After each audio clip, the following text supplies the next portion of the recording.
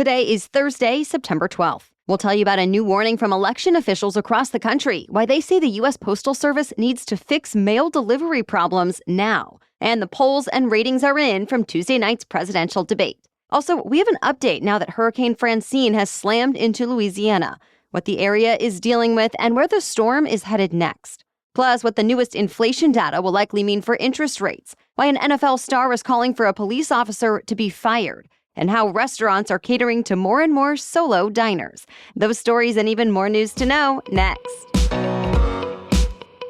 Welcome to The Newsworthy. All the day's news in around 10 minutes. Fast, fair, fun, and on the go. I'm Erica Mandy. Thanks so much for being here. You ready?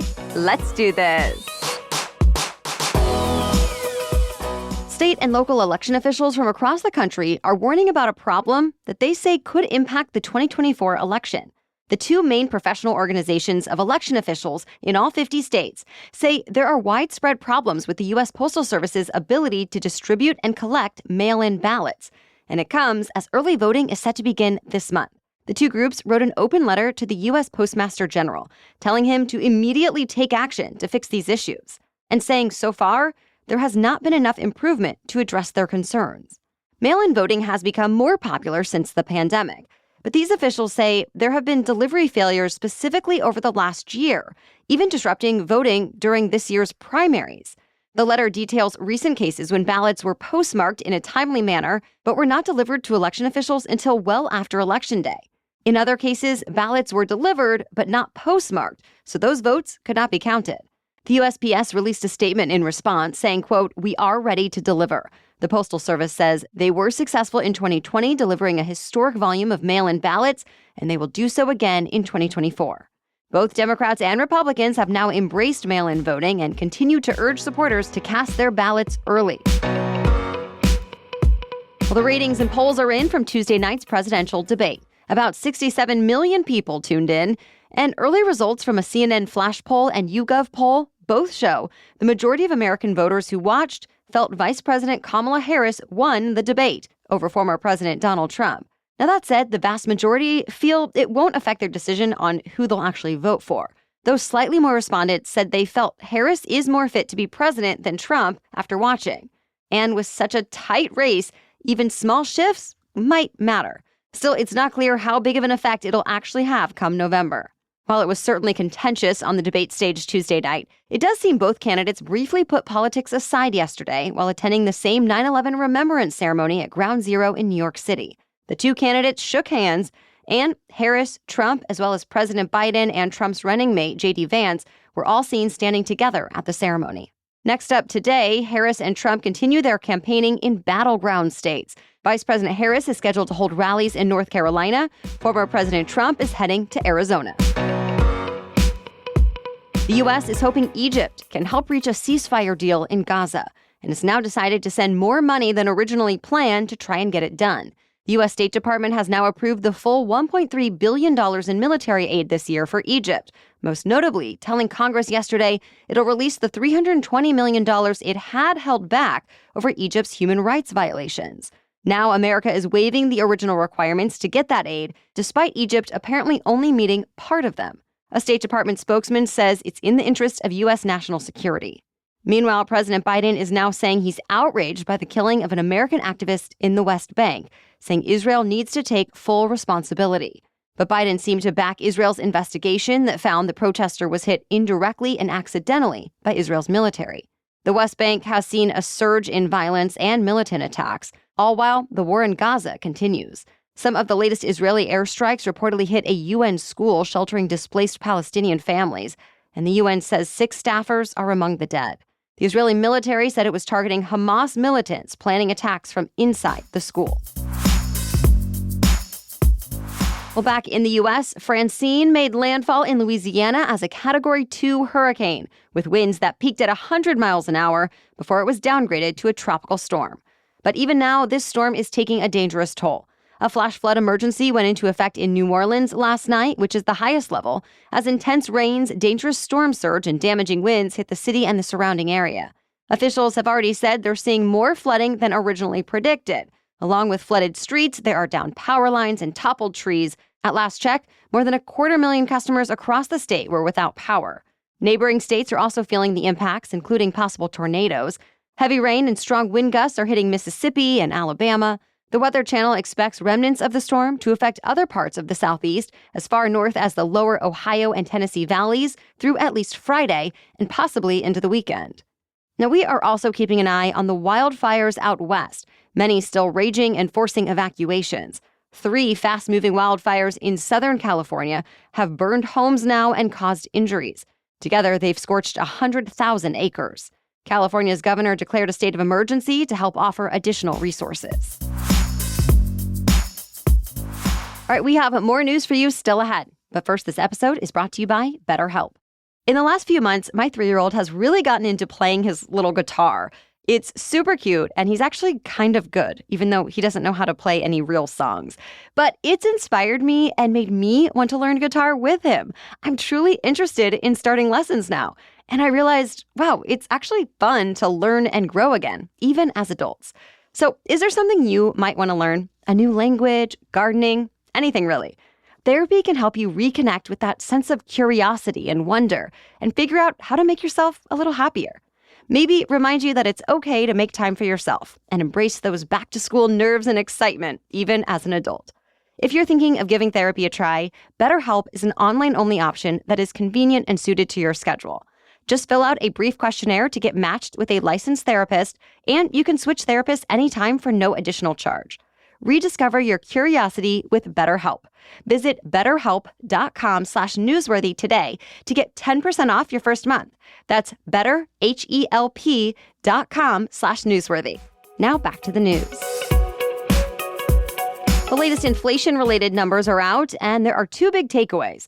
First, inflation keeps cooling and is down to its lowest level in 3 years. The Consumer Price Index, that measures what we pay for goods and services, climbed 2.5% from a year earlier. That's the slowest pace of price increases since early 2021. And this paves the way for the Fed to go forward with its plan to cut interest rates as soon as next week. But here's the second thing to note. Core CPI, which removes food and energy prices, was actually up. Housing costs, for example, are still rising, and so are things like airfare and car insurance. So now investors are predicting the Fed will choose a gradual approach to cutting rates, likely lowering borrowing costs only by 1/4 point instead of a more dramatic 1/2 point. Expect to find out for sure at the Fed's next meeting next week. Both men and women saw their paychecks increase last year, but for the first time in 2 decades, the wage gap between them is getting wider. In 2023, men's earnings rose 3% compared to half that growth for women. Overall, these women earned 83% of what men made last year compared to 84% in 2022. Now, that might not sound like a huge decline, but labor analysts say it's the first statistically significant annual decline the U.S. Census Bureau has documented since 2003. And the gap was even wider for Black and Hispanic women. There are a lot of reasons for this phenomenon. For example, last year, there was an uptick in Hispanic women and younger women entering the workforce, 2 groups that tend to earn less. Now, to be clear, the wage gap does not necessarily mean women earn less than men for the same jobs, though of course that does happen. But Axios reports the data shows broad inequality across the labor market. A star NFL player is now calling for a police officer to be fired just days after that officer pulled him out of his car and put him in handcuffs. Miami Dolphins wide receiver Tyreek Hill said while he could have handled the situation better, that ultimately the officer was out of line and overly aggressive, and now he's, quote, got to go.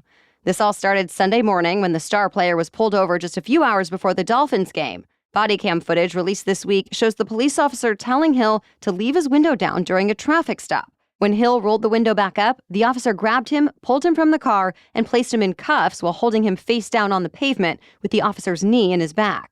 2 of Hill's teammates who were driving by tried to defuse the situation, but one of them was also handcuffed. Hill wound up with tickets that together carry a penalty of about $300, accused of careless driving and failure to wear a seatbelt.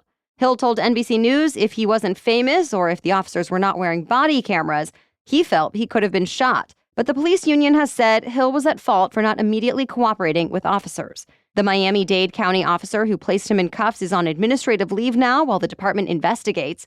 The officer's lawyers say the move was premature and want him to be restored to full duty. To be continued. Taylor Swift won big at the MTV's 40th Annual Video Music Awards. Swift took home the most awards of anyone last night, including the biggest, Video of the Year. She also won Artist of the Year, Song of the Summer, and more, finishing the night with 7 awards. In all, the pop icon has now won 30 Moon Person trophies, so she's tied with Beyoncé for the most in history. There was a tribute to Def Jam Records celebrating its 40th anniversary as well, featuring LL Cool J, and Katy Perry was honored with the VMA equivalent of a Lifetime Achievement Award. But the night wasn't just about established stars. Sabrina Carpenter picked up a Song of the Year award, and fellow first-time nominee and viral sensation Chappell Roan won Best New Artist. Megan Thee Stallion did double duty all night. The rapper bounced between hosting the show and putting on her own performances. In the end, though, Swift's historic evening, which included a shout-out to boyfriend Travis Kelce, seemed to steal the show. That's it for the main news today, but now it's time for Thing to Know Thursday. First, thanks to Shopify for sponsoring this episode. Any successful business is not just about the product or service or podcast they put out. It's also about the business behind the business. Running things smoothly internally and making sure it's easy for buyers are both key. And listen, any help I can get to make my business run as it should is so appreciated. For millions of businesses, Shopify is key to their success. It's home to the #1 checkout on the planet because nobody does selling better than Shopify. And the not-so-secret secret is that with Shop Pay, conversions go up 50%, helping to make sure fewer carts are abandoned and more sales are completed. Even well-known businesses like Mattel, Heinz, Magic Spoon, Allbirds, Thrive Cosmetics, Skims, and more rely on Shopify. So upgrade your business and get the same checkout all those well-known businesses use. Sign up for your $1 per month trial period at shopify.com/newsworthy, all lowercase. Go to shopify.com/newsworthy to upgrade your selling today. Shopify.com/newsworthy. Now back to Thing to Know Thursday. Eating a meal alone at a restaurant isn't as taboo as it used to be. All around the world, more people are choosing to eat solo, and restaurants are adjusting their service to accommodate it. In the U.S., solo dining is up 29% in the past 2 years. Japan, Germany, and the UK are also seeing big jumps. Restaurants have taken notice, so they're increasingly providing areas designed for one-person dining and adjusting their menus to make ordering for one easier as well. Industry experts point to a variety of possible causes for this trend. For starters, the pandemic made going out with friends difficult or impossible, so more people are now used to less social interaction while eating meals. Some people find treating themselves to a meal is also a way to relax and recharge quietly. And others have become more comfortable with the idea of getting a solo dinner thanks to fast casual restaurants normalizing eating alone. Then there are smartphones, which can make people feel connected and social, even when they're technically by themselves. Solo dining actually reflects a larger social trend. More people are living alone and traveling alone as well. So the next time you want to go out to dinner but can't seem to find anyone to make plans with, restaurants are ready for you to just come dine alone. All right, thank you so much for listening today and making us part of your mornings. We'll catch you up on more news to know tomorrow. Until then, have a great day.